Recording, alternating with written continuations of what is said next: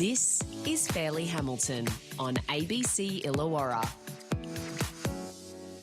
It's about 7 minutes to 10 here at ABC Illawarra, and our technologist, Matthew Dickerson, is here to tell us all things high-tech. Matt, good morning. Good morning, Fairlie. I'm not sure I've got enough time to tell you all things tech, but we'll see what we can cover. I know. All right. Now, look, this morning I have been promoting that you will tell us about these smart face masks. Tell us about those. Yeah, it almost seems a little bit late for them because obviously we're at the point now where we don't have to wear a mask in many places. Even the last flight I went on last week, I didn't have to wear a mask on that, which was very nice not to have to do that. But this face mask is an N95 face mask for a start, so that's great. So it's sealing us in and keeping us safe. But it's got a very clever sensor on there, and it's sensing the air around us, and within 10 minutes of being in an environment that people have got COVID, for example, it can alert you to say that somewhere in this environment you've been exposed to COVID, so leave that environment, or if you're just talking to one person, maybe leave that person. It really is down to the sensitivity of this. It only needs 0.1 femtograms, and a femto is 10 to the power of minus 15, so lots of zeros, 1. So 0.1 femtograms of protein per milliliter of fluid, and that's the real breakthrough in this. The sensitivity of that actual sensor there embedded into a mask allows it to pick up a COVID strain or even a flu strain for that matter and say that maybe you should get out of this environment. On the flip side, what I like about that is you could walk into a crowded room, walk into a restaurant, even on an airplane, put this on, wear it for 10 or 15 minutes, and if you had no alert, you'd say, well, I'm pretty comfortable here. No one around me's got COVID. I can take the mask off. So I can see it working in both ways. You can also use it if you want to get out of something to say, oh, sorry, it looks like I need to not be here. Fairlie, I thought you were a good, honest person. Now you're exposing a side of you that I didn't know about.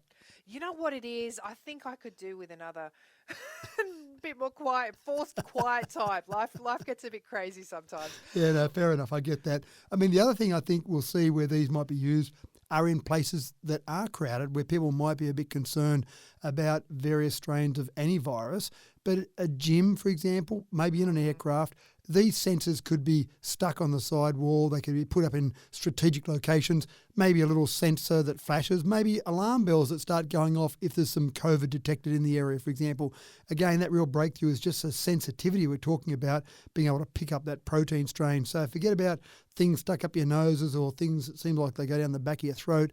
This sensor just in the general environment, I think would be a great way to just keep us safe from future viruses, and obviously COVID is still around. Okay, this one grabs my attention. Face recognition technology for pigs to improve welfare on farms. What is this one? I didn't know that farmers were so concerned about their individual food and veterinary care for each individual pig in this particular example. Now, what they've done in the past is they've used RFID tags in their ears, or a bit like greyhounds, they've done a stamped tattoo inside the ear of a pig. But that all feels a bit unpleasant, and farmers have been a bit worried about the health and welfare of their pigs. So they've now got to the point where they've set up their feeding trough with some little guides that move their head into a certain spot or a certain direction, and then they've got cameras set up in front. So as the pig comes along and has something to eat, the camera picks up the differences in all those pigs to the point where even just a camera that's got 64 by 64 pixels, so very low quality or very low res, you're getting 97% accuracy in those pigs.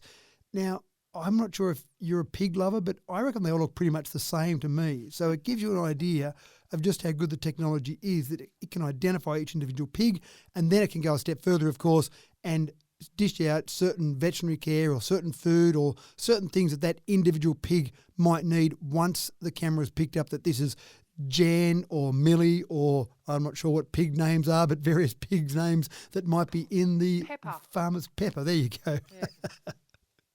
Look, I think the pigs think we all look the same, so there you go. I'm sure they do. Yeah. Now, this is very important to hear about before we get to the news. Better sleep and less stress. What is this new must-have gadget? I want it. Well, I can't vouch yet for the scientific evidence, but it does sound pretty cool. It's a face mask that gently massages our temples, so an eye mask more than a face mask, gently massages our temples, and it does a really cool thing. it actually senses our heart rate and then just puts a little vibrating beat through our temples that's just ever so slightly slower than our normal heartbeat, just trying to slow our heartbeat down, just try and relax us.